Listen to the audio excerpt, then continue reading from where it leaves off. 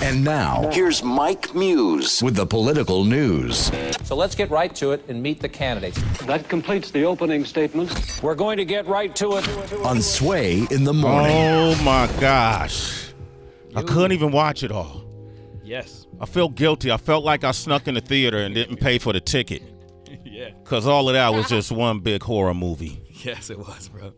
Oh, my gosh. Yesterday, former attorney, lawyer for President Trump, Michael Cohen, as you know, testified and so many different things before the House Oversight Committee. All these fools are liars, man. They're all liars. I don't care if you're Republican, Democrat, or whatever you are. If you don't see that they're all liars, I can't even listen to you. Yeah. You define your own logic. They're all liars. These men are coming out saying, I lied. You know I lied, and you are all lying too, but now you're throwing me down the toilet bowl, and I'm telling the truth, but y'all still lying. Yeah. That surmises his opening statements, pretty actually. Much, man. That's pretty much. Well, okay, Mike Muse is here. I'm sorry, Mike. No, talk to I just stuff, look at bro. these men, they're so petty. Yeah. So petty. But your reaction, your feeling is how a lot of Americans feel as they watch this. But as Americans feel this way, too, it's important to look at this is our democracy, and this is our democracy in action, and this is how democracy looks. And particularly the Oversight Committee is the checks and balances of the Congress to make sure that the Congress is operating efficiently and effectively, and also, too, to be a check and balance for the Oval Office, no matter who's in office. It's what happens that it's President Trump who's in there now, but this committee is a long-standing committee that's always there to do the checks and balances of the Oval Office. So what's interesting about this is that this committee wasn't to look at any in terms of what Mueller is doing, but really to get into the oversight in terms of how President Trump is operating as president now and how he became president. And so basically it's just oversight. So yesterday, citizens, was this really interesting hearing, and I believe that this hearing will be part of the history books. This is what we will be talking about 30, 40, 50 years from now in terms of our democracy in action and what does it look like. So yesterday, citizens, we heard from Michael Cohen, as Sway eloquently put, Trump's former attorney, and he was known as his fixer. Cohen was facing approximately 75 years. He took a plea deal with the special prosecution and the SDNY, so now he only will serve 3 years of prison time. By him giving his testimony yesterday, he has nothing to lose at this point anymore. His essence of clearing his name, and also too is not going to reduce any more of his prison time by him doing this. And here's his reasons why he wanted to come out and talk yesterday. I did the same thing that you're doing now for 10 years. I protected Mr. Trump for 10 years. And I can only warn people, the more people that follow Mr. Trump, as I did blindly, are going to suffer the same consequences that I'm suffering. And when Mr. Trump turned around early in the campaign and said, I can shoot somebody on Fifth Avenue and get away with it, I want to be very clear. He's not joking. He's telling you the truth. You see, you don't know him. I do. I sat next to this man for 10 years and I watched his back. Everybody's job at the Trump Organization is to protect Mr. Trump. So basically, he's coming clean in terms of what his role is, what the role of individuals who work for the Trump Organization is, and essentially he's sounding alarm at the gate from an insider's perspective on why we should be mindful. And then he issued a challenge and held a mirror up to Congress in his next statement. Every day, most of us knew we were coming in and we were going to lie for him on something. And that became the norm. And that's exactly what's happening right now in this country. And it's exactly what's happening here in government, sir. I thought that was pretty significant, but because he was saying that the government is actually doing the exact same thing that he was doing while he was his fixer, and exactly what the employees of the Trump Organization is doing is covering him. And by government, he's alluding to the Republican Congress that's in the House, in the Senate, and also too within his administration. We go on further, citizens, to really learn about some of the details that were surrounding some of the things that is a question of why is President Trump so beholden to President Putin over in Russia, and why there seemed to be such a cozy relationship. And then at the heart of it was this Moscow Trump Tower project, and whether or not that was actually going on while Trump was actually campaigning. And here is what Cohen had to say about that. I stated that we stopped negotiating in January of 2016. That was false. Our negotiations continued for months later during the campaign. Mr. Trump did not directly tell me to lie to Congress. That's not how he operates. In conversations we had during the campaign, at the same time I was actively negotiating in Russia for him, he would look me in the eye and tell me there's no Russian business, and then go on to lie to the American people by saying the same thing. In his way, he was telling me to lie. So the reason why that was important, we keep hearing this terminology come up about mob tactics, mob influence, how President Trump acted towards his employees, in particular towards Michael Cohen. The reason why that clip was so significant in that statement is because of the fact of President Trump kept telling the American public that there was no investigation, there was no business being done in Moscow, while Cohen actually was going over there to actually secure business and secure work over in Russia. And so it goes to this notion of why is the relationship there? And it goes to the importance of why this Mueller investigation is so important and why this oversight committee is important to really understand the relationship between Putin, Trump, the Trump organization, and now what Cohen is speaking of. He also went on to say that throughout the Moscow negotiation, throughout the campaign, he lied about it because, and President Trump, he said he lied about it because he never expected to win. Exactly. Jesus, he never expected it to win the presidency. Exactly. So they were looking at it from a financial aspect of it, right? In terms of they can do enough to secure the interest within different aspects of his business. Yeah. And if he does not win, it broadens his brand and highlights it more, so he can actually make more money on the back end. So he actually went into it as like a strategy, if you will, for economic gains. And that makes sense. From a business perspective, I'm going to use this as a promotion campaign for my business ties. Exactly. Yeah. And also, too, what Cohen suggested yesterday in the hearing was that President Trump's attorneys actually looked over his statements when he initially lied to Congress and did some edits. To be fair, Jay Sekulow, the president's attorney at the time, made a statement yesterday and said Cohen's entire testimony yesterday was false. So I want to make sure that the entire testimony was false? Yeah. So I'm going to make sure that goes on record, too. He has proof of some of the things he's saying. Exactly, including the hush money and payments made to Stormy Daniels. Let's come back to that. Yes. Mike from Kansas City on the line. Mike, you watched it? Hey, Mike. What up, Yes, Mike? I did. What are your thoughts? What up, man? Mike, turn your radio down, please. When you call here, you can't. My No fault. problem. I No had you on problem. blue. No Man, look, I watched it yesterday, and it was horrible. It was horrible, man, to watch. It was just nothing but grandstand. It reminded me when Trey Gowdy was up there during that Hillary crap, man. That Meadows dude. Oh, I'm going to come up here and bring this black person up here, and I'm going to claim that I'm not racist, and she's going to claim Trump. Man, get your ass out of here. That's like the white guy saying, hey, I got a black friend. See, he's right here. Get that bullshit on somewhere. Everybody know that was some racist, grandstanding bullshit. Nobody trying to ask that man no real fucking questions.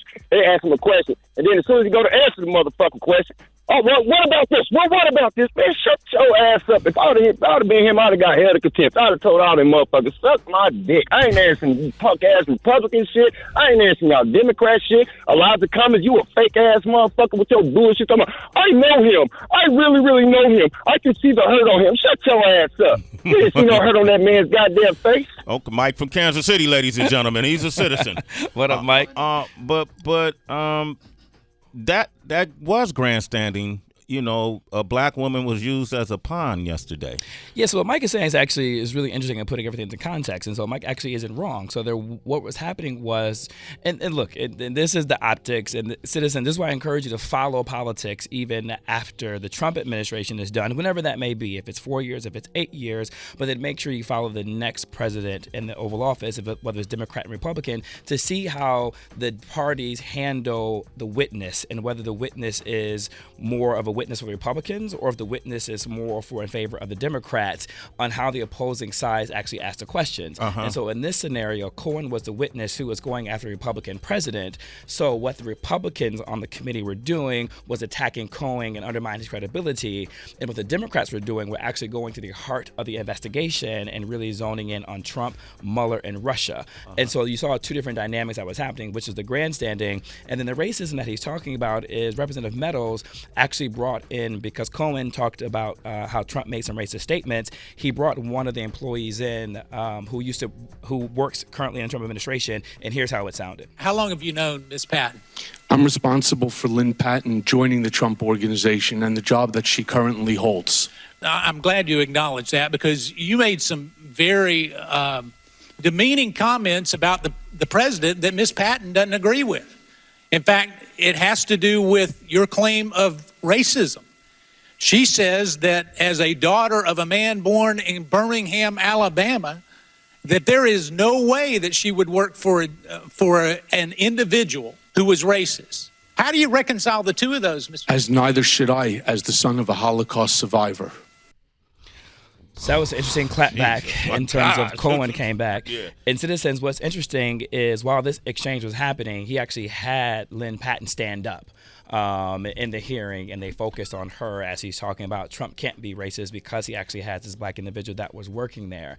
But we learned further that there actually was a clip from 2012 when this exact same person, Representative Meadows, made a comment about then President Obama and said that we need to send President Obama back to Kenya. Right? So it goes back to the notion of sending him back to Africa. But this is the same one who's saying that he is not racist. And then there was also an incredible exchange between Representative Tlaib, who is now one of the two first Muslim Americans to serve in Congress, Representative Meadows, and the chairman Cummings, where they were going back and forth when Meadows actually won an apology from Tlaib, who actually said what he did was a racist tactic and didn't call him a racist. So to the caller's point, Mike, there was a lot of back and forth. There was a lot of racist things that was said. There was a lot of grandstanding by using black people as props. Yes. We got Haley on the line from Florida. Good morning, Haley. Hey, Haley. Haley. Good morning, crew. How are you guys? Doing Good. great. How What are your thoughts about yesterday? Sway, they're all liars. They're all liars. Yes, but one key thing that Mike Mears was mentioning that I kind of want to piggyback off of, and if everyone was really identifying the things that were exchanged, words like you're a liar, I'm a liar, look, they're all liars like you said. But now it's a question of who's lying less, right? And I think it is, and it's a thing about people are so naive. It's like, well, they're all liars, so why should I listen to them? But it's important that you listen to what Michael Cohen is saying. Yeah. In between his words, he's saying this: I screwed up. I thought I was doing the right thing, and now I'm being chewed up like everyone else that's come along his way. This time, I'm taking matters in my own hands. I'm admitting that I lied, but I'm also admitting that I did the wrong thing. But I want to move forward and help this country get past him. And I think that's important. The man's got receipts. So no matter if you want to go back and forth, you can't disprove proof, right? Mm-hmm. You can have your own option, but you can't have your own facts. Facts are facts. Facts right? are facts, yeah. Haley, that's interesting because they manifested a check. That's what I wanted to comment on the caller, Haley. I agree with him 100%. And Mike, so I want to ask you then, if Michael Cohen is going to jail, one of the charges that he lied initially, how then, because everybody's calling him a liar, how do you get here now and lie again? Can you even do that? Can you lie in a situation? And what are the charges if he's lying now to what we're watching? Because it's another hearing today that's closed. So what happens if he's lying now? All great questions. So I'll bring it all together between you, Haley, and Sway, what you're mentioning right now. If he's caught lying again, he's currently under oath, so then he can get charged with a new set of charges that will be completely separate from his plea deal that he has. So if he's lying, then a new set of charges will come up, which will be the incentive for him to tell the truth, because he was already facing 75 years. You get it reduced down to 3. So if you get caught lying to Congress again, that deal more than likely will be off the table, and you'll be facing your 75. And so that kind of has to give context in terms of if he's telling the truth or not. Yeah. Now, when Haley is addressing in terms of everyone's going back and forth, yes, we're having fun with it, but let's now bring it home and be very specific. And so what Cohen was actually doing was not only there was questions that were directly being asked on scenarios, situations, and Cohen gave specific remarks, and he also brought in other individuals. If you want to learn more about this, then ask this person, and that person who was there. They would know, you'll find this document at the Trump organization. This document is here. Here's the process. And so then he allowed Congress essentially breadcrumbs, a trail, in order to find out where all these documents are. And so that kind of brings it all into question in terms of what is happening. Now, in terms of the receipts that Haley mentioned, and Sway and Heather, what you're alluding to, there's a couple of receipts that was mentioned, and one that goes to the hush money, which was Stormy Daniels. The porn star. The porn star. That the president was accused of cheating with during his marriage. Exactly. Okay. And what that goes is the campaign violation, campaign finance reform violation, which is what Michael Cohen was charged with and what he's going to prison for. But as a public, we haven't been able to see whether or not Trump is actually tied to it and how close he was in it. Well, this is what we came to learn yesterday regarding the hush money and the check. This $35,000 check was one of 11 check installments that was paid throughout the year while he was president. Other checks to reimburse me for the hush money payments were signed by Donald Trump Jr.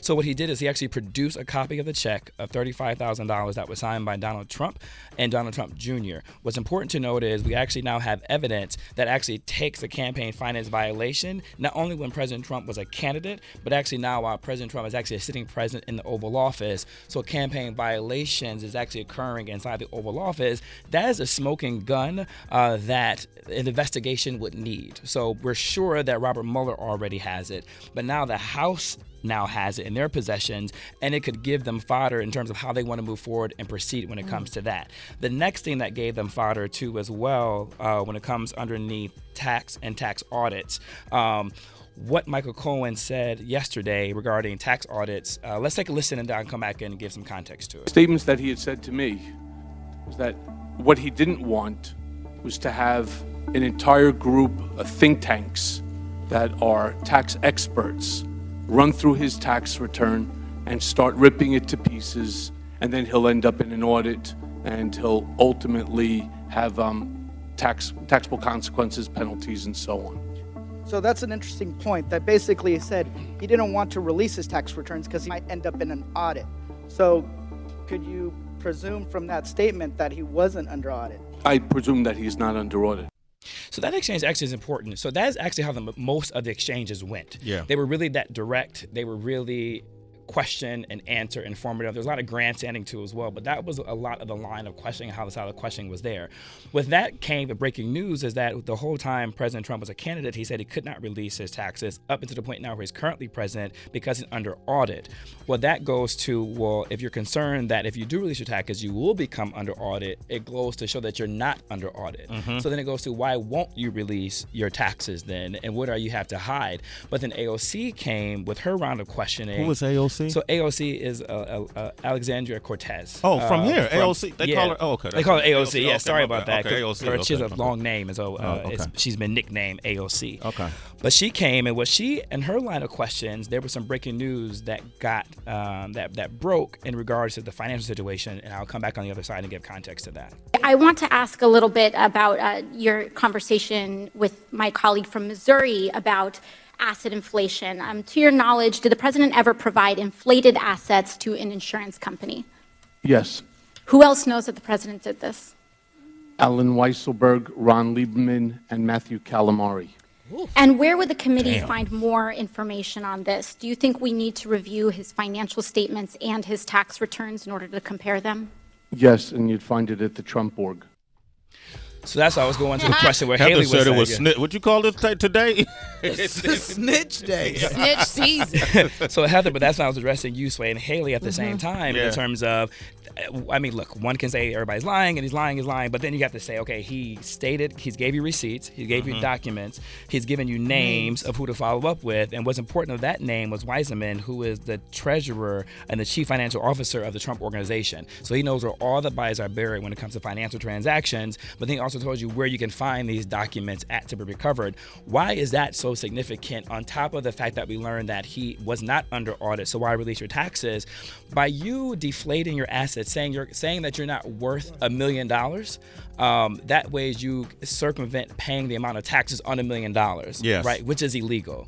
But then if you also are inflating your assets and saying that I'm actually worth $500 million versus being worth $1 million, when you go to give loans and you go to to get insurance is they will give you a less rate and also too less premium because they think that you have so much money that you won't be an issue. Well, then what does that do? Well, that opens up to financial fraud and bank fraud and possible, and these are all possible based upon what we heard yesterday. Possibly what could come out of this is bank fraud, wire fraud, finance fraud. So a bunch of other potential situations and more investigations can now come out of this based upon what Michael Cohen gave to them yesterday. Thank you, Mike News.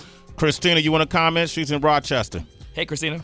Yes. Good morning. Good morning. So yesterday, I was able to tune in actually at work because I was just so interested on what would go down. And I would, based on like my view of the situation, it doesn't seem like Cohen was necessarily lying. I mean, he's lied in the past clearly, and but when he was asked questions that he didn't know the answer to, he basically defended the president and said, I don't know the answers to that.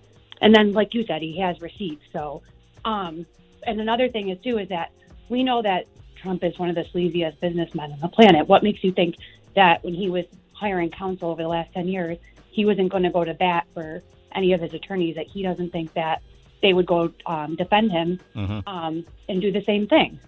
Yeah. So Christina's actually right. And thank you for your call, Christina. In particular, there's one comment that came up about whether or not Cohen was aware of an alleged rumors where Trump allegedly had committed domestic violence against Melania Trump.